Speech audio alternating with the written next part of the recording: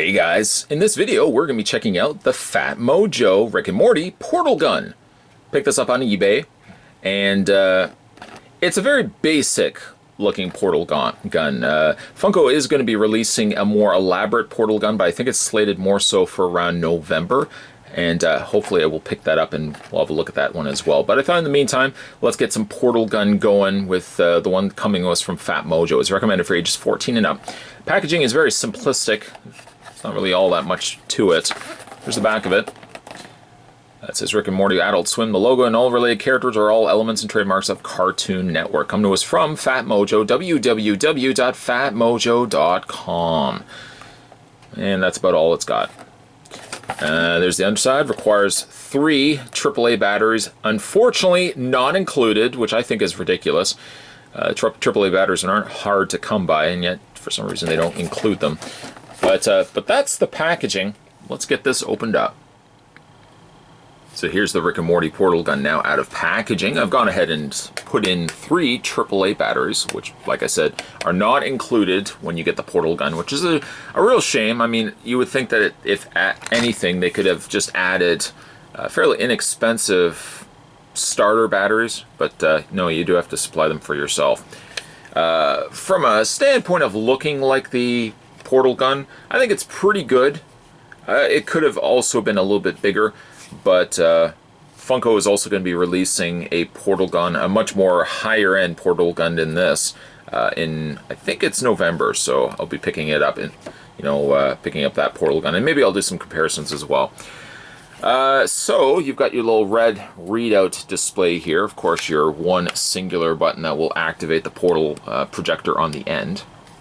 Got a couple of little green stickers that have been applied to the either side. And of course you've got your main top component. The Funko one, when released in November, that one is actually going to have this little internal electrical cog, this little electrical ball inside. It's going to be a translucent clear dome, and then the plastic little internal electrical sphere is going to be inside, sculpted in plastic. Here, they've simply just applied a sticker. It's nothing overly complicated. You've got a slightly translucent green top, and then you've got the sticker applied over top of it, which is a fairly cheap means to accommodate and keep, have the same sort of design. It's really quite skimped here by incorporating just a sticker around that. It does feel somewhat heavy, and I think it only because most of the electrical stuff is here, while this is just hollow plastic. But it does give you a good sense of weight to it. Just a small side comparison. Reaching off camera. Just bring in the ray gun that we've already had a look at.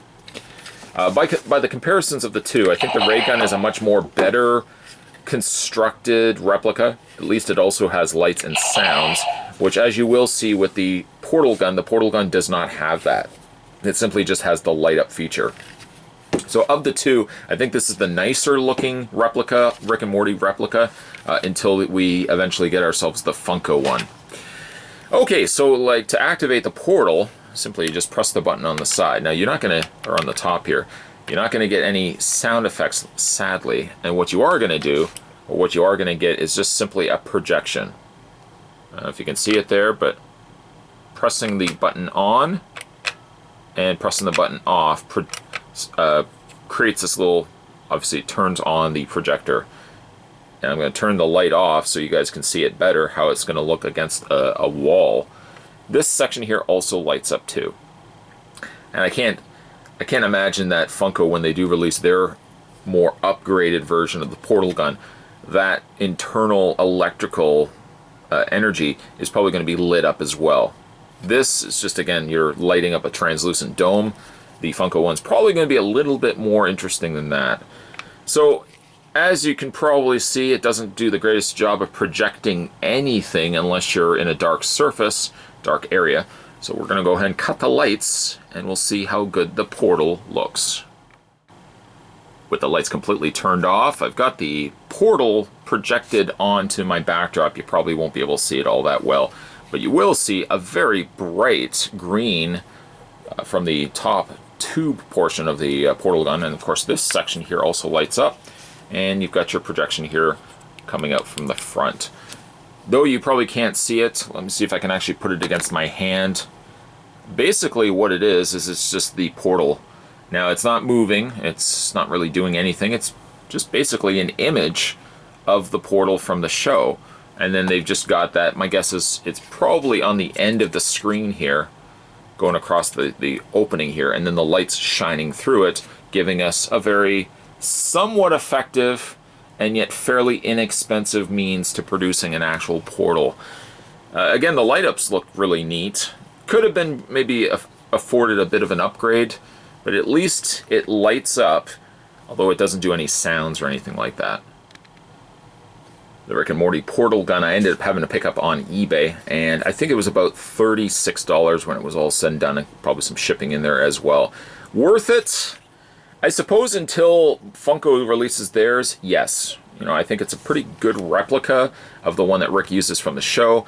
It could have used maybe a bit of an upgrade, but I mean, if you can hold off and get the one from Funko in I think it's about November, December of this year, that's much the nicer looking portal gun.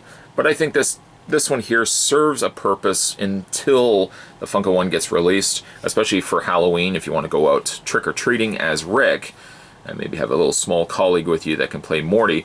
I think it's a pretty okay replica for the portal gun. It's not nearly as cool as the ray gun. At least the ray gun's also got the additional sound effects, which unfortunately this portal gun does not have. But I will be very anxiously awaiting the release of Funko's version of this one, which again I think is slated for around the November release date. Today we were having a look at the portal gun. Now this was the portal gun coming to us from the folks over at PhatMojo. Or no, sorry, PhatMojo. It's not PhatMojo. PhatMojo. PhatMojo were the guys that released this portal gun. Again, overall, not overly disappointed, but I know it could have been certainly so much better than what we ended up getting here. If you guys haven't had a chance to check out some of my other Rick and Morty reviews, I've got actually a whole playlist on this channel that you can go back and check out, from figures, collectibles, and of course replicas, as you've seen probably here and with the ray gun. Whole bunch of Rick and Morty stuff that you guys can certainly check out. If you haven't had a chance also to subscribe to this channel, what are you waiting for? A portal to appear in your living room? Don't wait. Hit that little subscribe button down below. You won't miss a beat when it comes to future videos. And as always, guys, thanks for watching as you always do. I'll see you next time.